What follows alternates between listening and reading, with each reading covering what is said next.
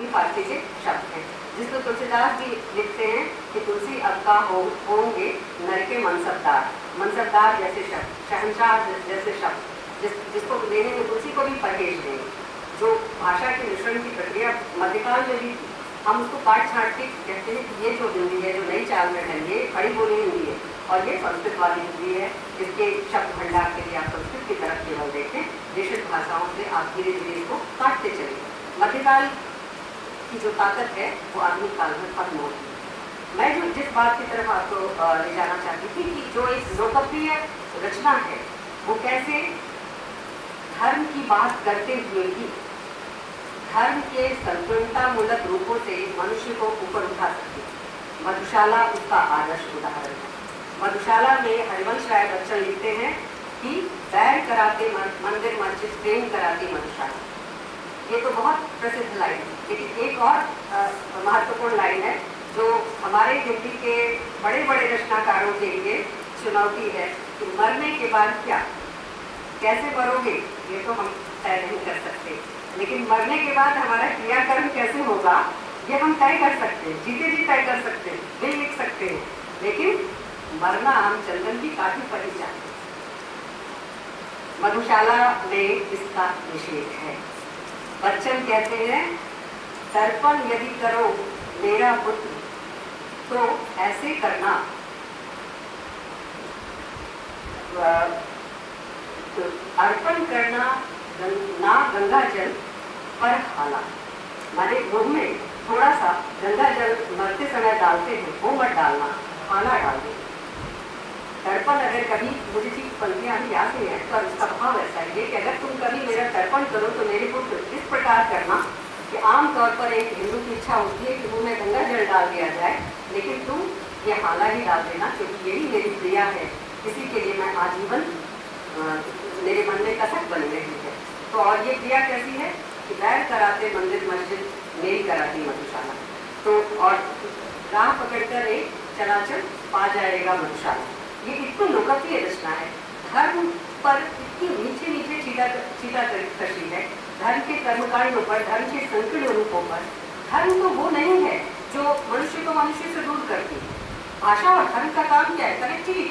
धर्म भी एक समय में कनेक्टिविटी का एक बड़ा साधन है, जोड़ने का एक बड़ा साधन है। धर्म को केंद्रित करके जितनी यात्राएं हुई, चारधाम की यात्रा हो या जगह जगह देश विदेशों में यात्राएं हो, अंगुरवाट से लेकर कन्याकुमारी तक की यात्रा हो, ये धर्म को लेकर की गई जो यात्राएं थी, ये जोड़ने वाली यात्राएं।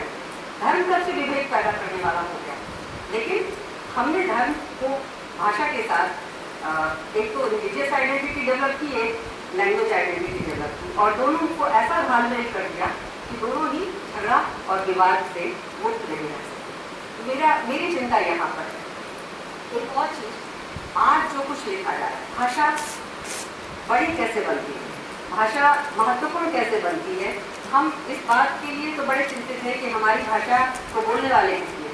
निश्चित तौर पे आपकी भाषा का बाजार बड़ा है, क्योंकि आपकी जनसंख्या 1 अरब 20 लाख है।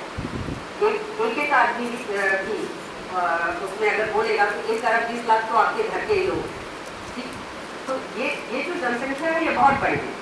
और अब बाहर के लोगों को, सूरीनाम, फिजी, त्रिनाद वगैरह और जो कनाडा और दूसरी जगहों पर बसे हुए लिबरलाइजेशन के बाद के जो भारतीय हैं, उनको भी जोड़ दें तो हमारी संख्या बहुत है, इसमें कोई संदेह नहीं। लेकिन इस संख्या बल को बताकर हम कहना क्या चाहते हैं? मेरी चिंता 2 जगह पर है। भाषा में अगर हमने चिंतन का पक्ष छोड़ दिया तो हम भाषा की ताकत को कमजोर कर रहे हैं। भाषा में अगर हमने अंतर मिश्रण का पक्ष छोड़ दिया तो हम भाषा को कमजोर कर रहे हैं। और ये 2 महत्वपूर्ण जगह है जहाँ विश्वविद्यालय के शिक्षक, पढ़े लिखे बौद्धिक अध्येता, स्कॉलर्स इसमें अपनी भागीदारी कर सकते हैं। ये जो 2 बड़ा पक्ष है, अगर आप भाषा के ताकत को बताने के लिए आप उसकी संख्या बल को, बोलने वालों की गिनती को बताते हैं, लेकिन इस ताकत को बताने के पीछे आपका उद्देश्य क्या होता है? सत्ता और राजनीति के साथ किसी न किसी तरह से कनेक्ट होता है, हिंदी के नाम पर तमाम तरह की सुविधाएं लेना, ये होता है आपका उद्देश्य। यानी भाषा को भी पावर पॉलिटिक्स का हिस्सा बना देना। आज़ाद भारत में ये हो रहा है, भाषा पावर पॉलिटिक्स का हिस्सा है। और सच है कि भाषा आज़ाद भारत में ये गति पावर पॉलिटिक्स का हिस्सा रही है। भाषा में इंक्लूजन, भाषा में एक्सक्लूजन चलता रहा है। और इस चीज़ को आप ध्यान दीजिए, आप केवल गाने बजाने से नहीं होगा। हिंदी हमारी हाल की हिंदी, विजय पताका बढ़ती चली जा रही, इस तरह की भाषा में हम बोलकर भाषा को समृद्ध नहीं कर सकते। चिंतन की भाषा विकसित कीजिए। कब तक हम आज सामंतवाद नहीं है, क्यों आप कह रहे हैं कि हिंदी का रथ बढ़ रहा है, विजय पताका बड़ी चली जा रही है, फहरा रही है, क्यों? ये भाषा आप कहाँ से रही है इस तरह की? ये वही सामंती परिवेश है। कोई लड़ाई नहीं लड़ी जा रही है कि रथ पे चढ़ के हम चले और हमारी पताका फहराती जाए, दुश्मन को पता चल जाए कि हिंदी वाले आ रहे हैं। कोई लड़ाई नहीं लड़ी जा रही। इस भाषा को चला जाना चाहिए, इस भाषा का जन्माधिकरण होना चाहिए, इस भाषा का ज़्यादा से ज़्यादा एनालिटिकल डेवलपमेंट होना चाहिए, जिसमें विश्लेषण और चिंतन की शब्दावली आए, न कि स्मरण, स्मृति और केवल आत्मानुभव। उससे भाषा समृद्ध नहीं होती। आत्मानुभव तो स्त्रियों के पास बहुत रहे, जितनी कहानी, जितने दुख दर्द गुलामों के पास रहे, जितनी कहानियाँ, जितने दुख दर्द औरतों के पास रहे, उससे ज़्यादा किसकी कौन कहानी कह सकता है? इसलिए अपनी कहानी कहने बैठे तो अरेबियन नाइट्स कम पड़ेगा, लेकिन स्त्री के पास चिंतन के शब्दावली नहीं है, चिंतन के शब्द नहीं है। और चिंतन की शब्दावली या अवधारणाओं का संकट सबसे बड़ा संकट है। कोई वर्ग, कोई तबका, कोई एक्सक्लूडेड हमारा हिस्सा हमारी भाषा में तब जगह पा सकता है जब उसके पास चिंतन की शब्दावली है। वो एक शिक्षक के नाते हम क्या कर सकते हैं, हमारी क्या भूमिका होनी चाहिए? मैं कोई गर्वबोध का अनुभव नहीं कर रही आपको ये बताते हुए, ये मेरा काम है। मैं कोई गर्वबोध का अनुभव नहीं कर रही।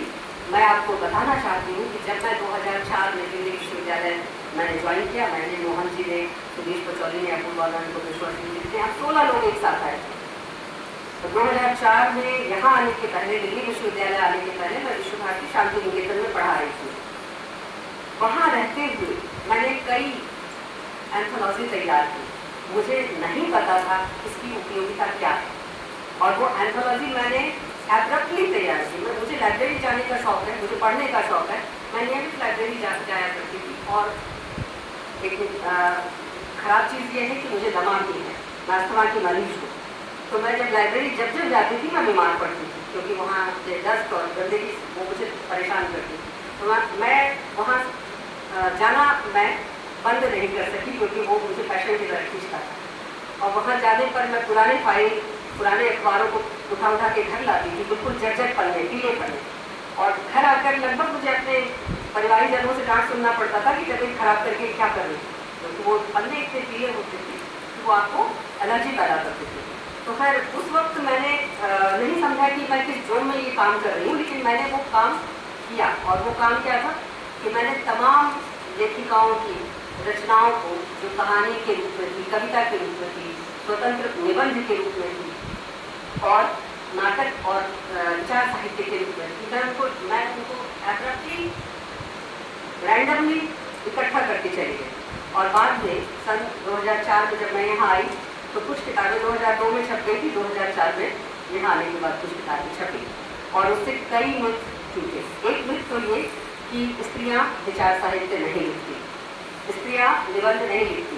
रामचंद्र शुक्ल से लेकर तमाम इतिहास आप उठाकर देखें, उसमें निबंध के लिए जिन लोगों को याद किया गया है, एक भी स्त्री लेखिका नहीं है। मैंने 80 निबंध कुछ पत्रिकाओं से, मेरी सीमा थी और मुझे कोई फंड नहीं मिला था, मैं अपने पैसे से खर्च करके कर रही थी, मात्र कुछ पत्रिकाओं से इकट्ठा करके मैंने 80 निबंध की एक किताब तैयार की, जो महिलाओं के द्वारा लिखे गए। इसमें सविनय अवज्ञा आंदोलन से लेकर महिलाओं के पहनावे और उनकी शिक्षा, उनके दहेज, पर्दा प्रथा, क्या चीज़ नहीं, इसे आप निबंध नहीं मानते। क्यों? क्योंकि उन महिलाओं के पास चिंतन की भाषा नहीं। मैं इसलिए बार बार जोर दे रही हूँ कि भाषा में दाखिल होना है। भाषा दरअसल माने ना माने, हम उसके जन्माधिकरण करने के लिए जितने भी उत्सुक क्यों न रहे, और वो प्रक्रिया हम भारतीय युग से कायम होता हुआ क्यों न देखें, सच्चाई ये है कि भाषा पावर पॉलिटिक्स का हिस्सा है। और भाषा अगर पावर पॉलिटिक्स का हिस्सा है तो आपके पास चिंतन की भाषा होनी चाहिए। अगर आप चिंतन की भाषा में बोलना, सोचना और बहस करना नहीं सीखेंगे तो आपसे आपके हुकूक छीन लिए जाएंगे।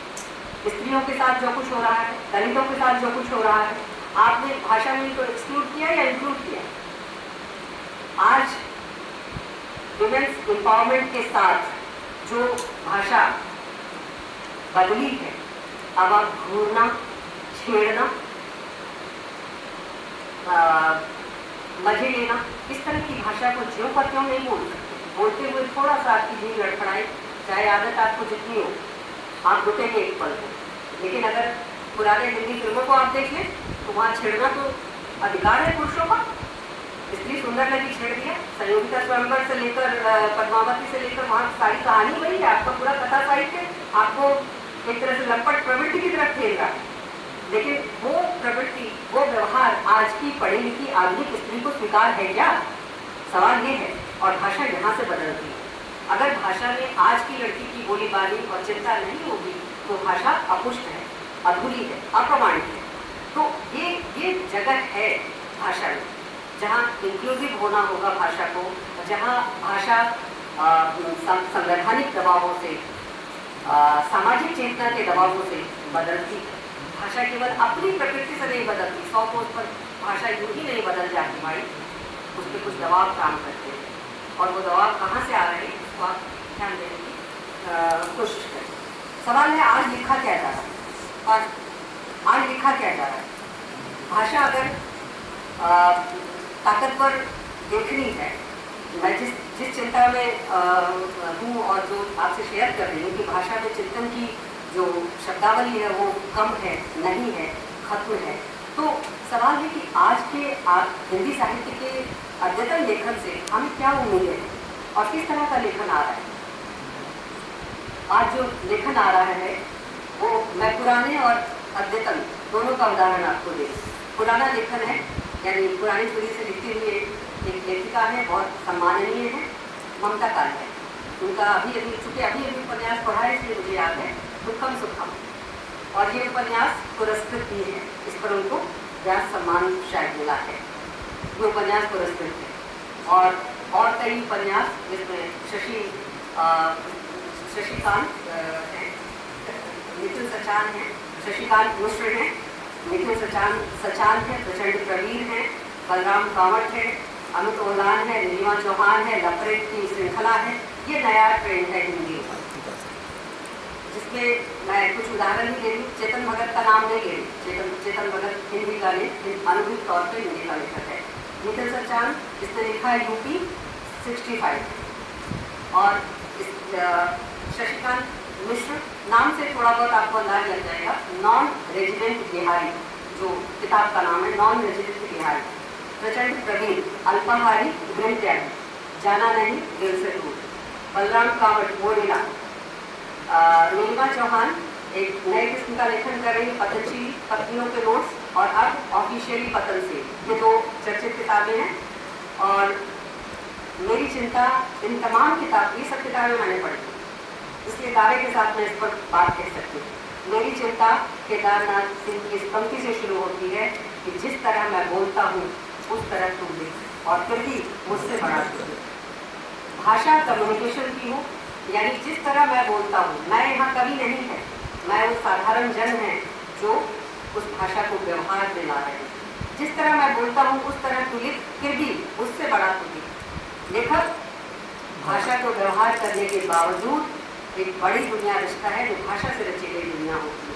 वह उस भाषा को सामान्य जन की गीत से लेता है, लेकिन उसके अनुभूत्यात्मक संवेदनाओं को पिरोकर उसे एक बड़ा व्यापकत्व, एक उदार चेतना प्रदान करता है। यही उससे बड़ा दिखने का यही अर्थ है। इन रचनाओं को अगर हम देखें तो हिंदी के भविष्य के प्रति मैं बहुत आशान्वित नहीं हूँ, इसलिए कि जो जीवन के जटिल संघर्ष हैं, जहाँ से भाषा को शक्ति मिलती है, वो इनमें गायब है। इन रचनाओं में एक बड़ा सेफ सा विषय है प्रेम। भाई जहाँ रह रहे हो उसकी बात करो, वर्तमान की बात करो। अगर लेखन से वर्तमान गायब है, अतीत और भविष्य है, यानी रोबोटिक साइंस की आप बात कर रहे हैं, लेकिन अपने पड़ोसियों के सुख दुख की बात नहीं कर रहे, अपने साथ होने वाले रोजमर्रा के भेदभाव की बात नहीं कर रहे, तो संकट है।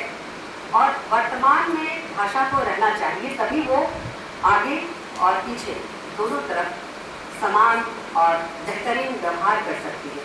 ये मेरी चिंता का विषय। ये तमाम रचनाएं यूपीएससी परीक्षा कैसे क्रैक करें, मुखर्जी नगर में रहने वाले विद्यार्थियों का संकट क्या है, उनको उनके एस्पिरेशंस क्या है, वो कैसे IPS IAS बनना चाहते हैं और नहीं बन पाते, बीच में एक प्रेम कहानी आ जाती है। यानी फॉर्मूलाबद्ध जैसे फिल्में हुआ करती हैं वैसे ही फॉर्मूलाबद्ध लेखन भी आ रहा है।